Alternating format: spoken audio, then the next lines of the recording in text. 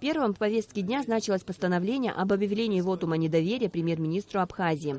Но в связи с заявлением об отставке Артура Микваби и последовавшим указом президента, необходимость в рассмотрении данного вопроса отпала, сказал спикер Валерий Бганба. Жарким и эмоциональным было обсуждение законопроекта об исполнении республиканского бюджета за 2015 год. Депутатам предлагалось утвердить отчет об исполнении бюджета за прошедший год по доходам в сумме 4 миллиарда 533 миллиона, по расходам в сумме 4 миллиарда 994 миллиона рублей. Депутат Леонид Чамаго поинтересовался, какие суммы израсходованы из резервного фонда президента, есть ли перерасход и с чем он связан. Превышение связано с тем, что средства, направленные на ликвидацию стихийного бедствия, которое произошло в 2014 году, эти средства в резервный фонд поступили в 2014 году в декабре, а уже само использование этих средств было в 2015 году. У депутата Валерия Агарба возник ряд вопросов относительно эффективности использования средств бюджета прошлого года.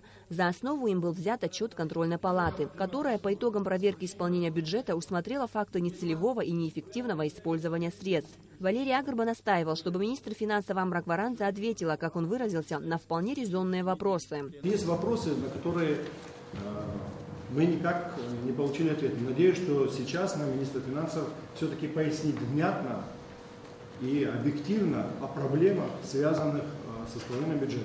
Вопрос, который меня очень интересует, это не выплата утвержденных парламентом 136 миллионов доплаты к пенсии пенсионерам, получающих пенсию Российской Федерации. Это не осуществление финансирования по в рамках межбюджетных трансферов по дотациям районам. Вопросы, связанные с недофинансированием лицеев-интернатов. Пегудаутского, Сухумского и так далее, на какие существенные суммы.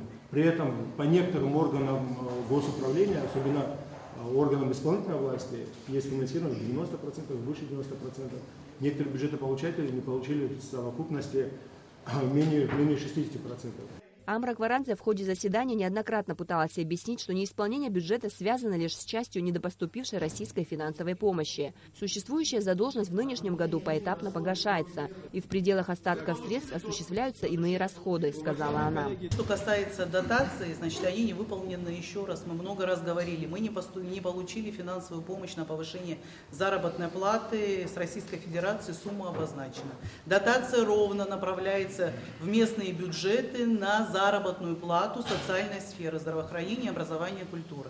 Эти деньги в виде доходной части в республиканский бюджет не поступили, соответственно, в виде межбюджетного трансферта не могли быть направлены в местные бюджеты. Также Валерий Агарба заострил внимание на том, что Минфин не отвечает на депутатские запросы. В частности, не дан ответ на вопрос относительно найма на государственную службу в структурное подразделение Минфина иностранной рабочей силы без наличия патента на работу. Депутат Дмитрий Гунба поинтересовался темпами роста республиканского бюджета 2016 года по сравнению с прошлым годом.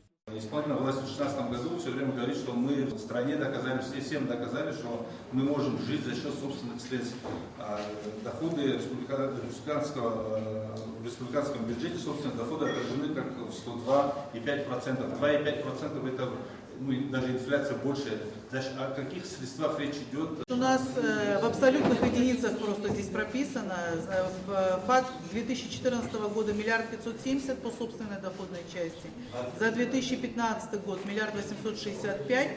Прирост 295 миллионов, это 21%. Мнения депутатов по поводу целесообразности принятия в окончательном чтении законопроекта об исполнении республиканского бюджета за 2015 год разделились. Те, кто высказывался за принятие, говорили о том, что имевшая место накануне отставка Кабинета министров иллюстрирует неэффективность работы правительства. Сегодня я, честно говоря, не вижу причины не принимать, потому что то, что провальная была работа Кабмина и сделаны соответствующие выводы, это вылилось в то, что сегодня имеем мы правительство в отставке. То есть, наверное, за все их дела это было сделано в отставке. Теперь не принимать, скажем, бюджет, а кто за этот будет отвечать? Новое правительство придет, оно же не может за этот бюджет отвечать.